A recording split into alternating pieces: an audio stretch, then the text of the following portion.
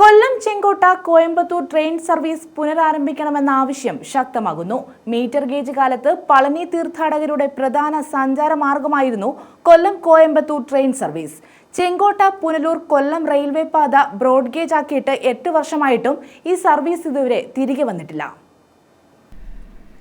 ഈ അവധിക്കാലത്ത് ഒട്ടേറെ പേരാണ് വിവിധ ജില്ലകളിൽ നിന്ന് പളനിയിലേക്ക് യാത്ര ചെയ്യുന്നത്.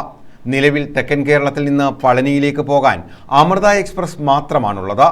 അമൃത എക്സ്പ്രസ് കോട്ടയം, എറണാകുളം, പാലക്കാട് വഴിയാണ് പോകുന്നത്. അതുകൊണ്ട് തന്നെ വളരെയധികം യാത്രാസമയം വേണ്ടിവരുന്നു.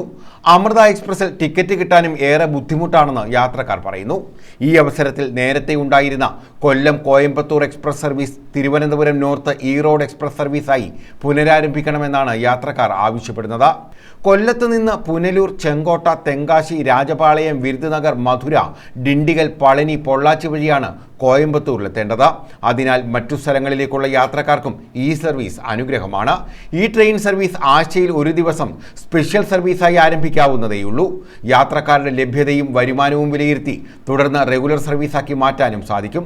പളനി ക്ഷേത്ര ദർശനത്തിന് പോകുന്ന തിരുവനന്തപുരം, കൊല്ലം, പത്തനംതിട്ട, ആലപ്പുഴ ജില്ലകളിലെ വിവിധ ഭാഗങ്ങളിൽ നിന്നുള്ള യാത്രക്കാർക്ക് ഉപകാരമാവുകയും തമിഴ്നാടിൻ്റെ വ്യാവസായിക നഗരങ്ങളായ കോയമ്പത്തൂർ, തിരുപ്പൂർ, ഈറോഡ് എന്നീ നഗരങ്ങളിലേക്ക് നേരിട്ടുള്ള കണക്ടിവിറ്റി ലഭിക്കുകയും ചെയ്യും.